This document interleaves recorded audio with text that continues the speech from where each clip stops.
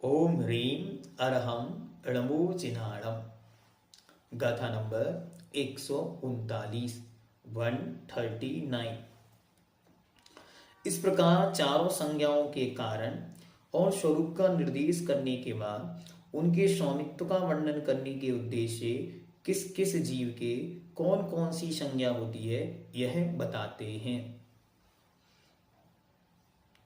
नट्ठ पमाये परमा सन्ना नहीं तत्थ कारणा भावा शेषा कम्मथितेणु तेणुव यारे नत्थी नत्थी नहीं कच्चे। नट्ठ पमाये परमा सन्ना नहीं तत्थ कारणा भावा शेषा कम्मथ तेन तेणुव यारेणथी नहीं कच्चे। नट्ठ पमाये परमा। नट्ठ मतलब नष्ट हो गया है। पमा पमाये अर्थात प्रमाद। तो प्रमाद नष्ट कहाँ हुआ है? तो प्रमाद नष्ट हुआ है सप्तम गुण स्थान में। 6 गुण स्थान प्रमाद के हैं, तो सप्तम गुण स्थान आदि में क्या नहीं होता? परमा सन्ना न, अर्थात परमा मतलब होता है पहला। परमा पढ़ते ना, परमा होई मंगलम, तो परमा मतलब पहली। तो पहली कौन सी? आहार संज्ञा नहीं होती। मतलब 7वें गुण स्थान में या अप्रमत्त से शुरुआत करके आगे के अप्रमत्त से संयुक्त जो गुण स्थान है उनमें पहली संज्ञा नहीं होती। मतलब क्या बना? मतलब ये बना कि शुरू के 6 गुण स्थानों में आहार नाम की संज्ञा होती है। ठीक हुआ? आगे चलते हैं। नहीं तत्व कारणा भावा, नहीं होती वहां नट्ठ पमादे परमा ना। क्यों नहीं होती? तो कहते हैं कारणा अभावात, वहां कारण का अभाव होने से। जब कारण ही नहीं हुआ तो कार्य कैसे होगा? तो तस्वरूप वहां प्रवृत्ति ही नहीं है, या कर्म का तस्वरूप भाव ही नहीं है, इसलिए उनकी वह संज्ञा नहीं है। शेषा बची हुई मतलब 3 संज्ञाएं, उनका क्या है? तो कहते हैं कम्मथितेणु यारे। अलग अलग करेंगे तो कर्म अस्तित्वेन उभयारे नथी नहीं कच्चे। तो कहते हैं शेषा बची हुई क्या करती हैं? कर्म अस्तित्वेन, कर्म के अस्तित्व होने से, उपचार से, उभयारेण शब्द आया, तो उपचारेण मतलब उपचार से संति होती हैं, लेकिन नहीं कज्जे काम नहीं करती। होती तो है लेकिन काम नहीं करती। क्यों काम नहीं करती? तस्य कारण अभावात, बाह्य में तद्रूप प्रवृत्ति नहीं होने से काम नहीं करती, लेकिन उनका अस्तित्व वहां बना है। किसके कारण? कर्म अस्तित्वेन, मतलब जिस कर्म का जहां तक उदय है उस कर्म संबंधी, जैसे 10वें गुण स्थान में अभी सूक्ष्म लोभ का उदय है तो अभी वहां परिग्रह संज्ञा है, तो कहते हैं हाँ है, लेकिन परिग्रह संबंधी कार्य कुछ नहीं। 6वें गुण स्थान में जब भी मुनि बने थे तभी सब छूट गया था, तो बाह्य परिग्रह तो सब वहीं छूट गया।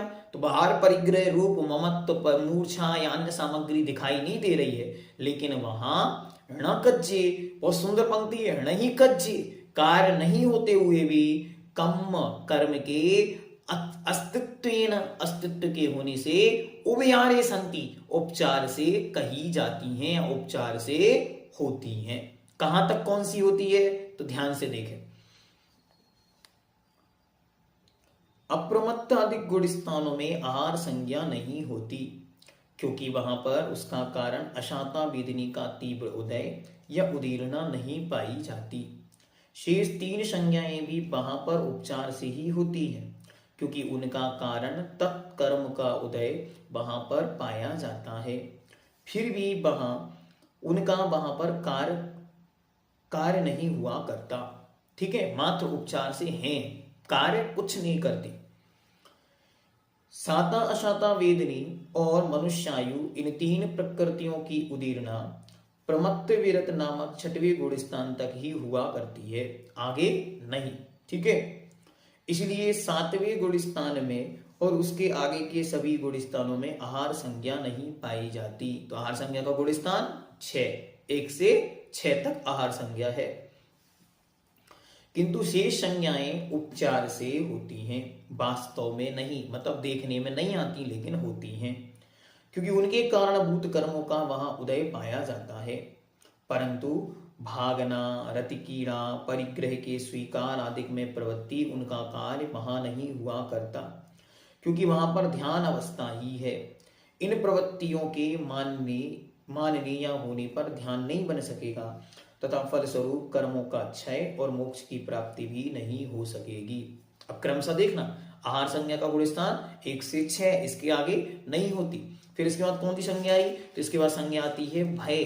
तो भय कर्म कहाँ तक है, भय कर्म है 8वें गुण स्थान तक। तो 8वें गुण स्थान तक भय संज्ञा वहां हो सकती है, लेकिन हो आवश्यक नहीं।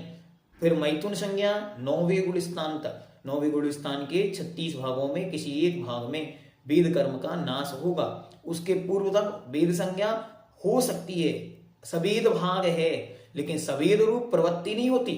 हाँ, ध्यान से, विमुनि महाराज तो ध्यान में लीन है, हाथ पे हाथ रखे बैठे हैं, कर्म का उदय आएगा, हाँ आ सकता है, लेकिन वे उस रूप प्रवृत्ति में दिखाई नहीं देंगे, इसी कारण वह कर्म नाश को प्राप्त होगा।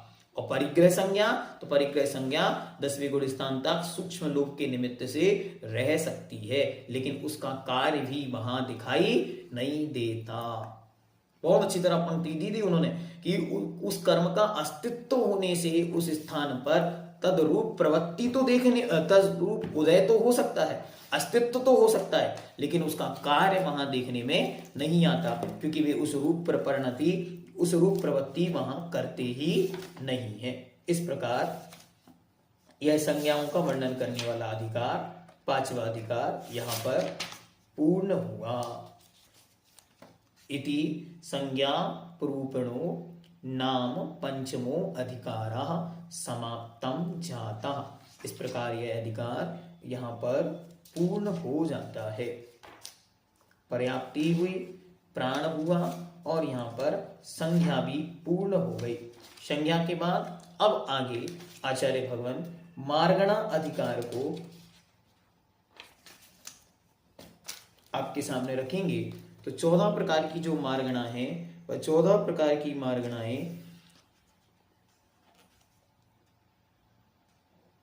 हाँ, और एक बात और याद रखनी है, जिस जिस स्थान तक वह कर्म है वहां तक वो संज्ञा है, उसके आगे वो संज्ञा नहीं होती। जैसे 1 से 6 तक आहार संज्ञा है, तो 7वें के ऊपर आहार संज्ञा नहीं होगी। ठीक है, फिर ऐसे ही भय संज्ञा कहां तक होगी, 8वें तक। 9वें से भय संज्ञा नहीं होगी। फिर मैथुन संज्ञा 9वें तक होगी, तो 9 के ऊपर वेद नहीं होता, अवेद अवस्था हो जाएगी। 10वें तक परिग्रह होगा, तो 10वें के ऊपर परिग्रह संज्ञा नहीं होती। इस प्रकार से इसको ध्यान में रखने योग्य है। ठीक है, इससे बहुत अच्छी तरह समझने योग्य है और ये विषय बहुत महत्वपूर्ण भी है। हाँ देखो, इन्होंने बहुत अच्छी पंक्ति यहां पर दी है, ये पंक्तियां भी पढ़ने योग्य है। देखो, परमागम में स्त्रियों के वस्त्र पूर्वक संयम का निषेध है। आगम अंतर जिनमें श्वेत वस्त्र अधिक का विधान बतलाया है, युक्ति आगम प्रमाण से उस आगम अंतर का खंडन हो जाने से यह आगम अंतर अन्न आगम आगमाभास सिद्ध हो जाता है। इस प्रकार केवलियों के कमलाहार और स्त्री मुक्ति का निषेध हो जाता है। तो इन्हीं चीजों से, कर्म सिद्धांत के आधार से हम जो अन्य मान्यताएं प्रचलन में आती हैं उनका भी निषेध किया जा सकता है कि इसके ऊपर वह है ही नहीं, वहां आहार संज्ञा ही नहीं, तो भोजन किस काम का। तो भोजन रूप कार्य न कच्चे, वहां कोई नहीं कच्चे। ये सूत्र दे दिया, ये आगम दे दिया, ये सिद्धांत दे दिया, और इससे केवली भुक्ति का निषेध हो गया। ऐसे ही स्त्री मुक्ति का निषेध हो जाता, क्योंकि वहां वेद संज्ञा है ही नहीं, तो वेद है ही नहीं वहां। इस रूप में आगम और सिद्धांत के माध्यम से बहुत सारी बातें स्वतः ही सिद्धि को प्राप्त हो जाती हैं। इस प्रकार ये संज्ञा अधिकार यहाँ पूर्ण हो गया। अब आगे मार्गणा महाधिकार के अंतर्गत एक एक मार्गणा को देखेंगे। जैनम जयतु शासनम।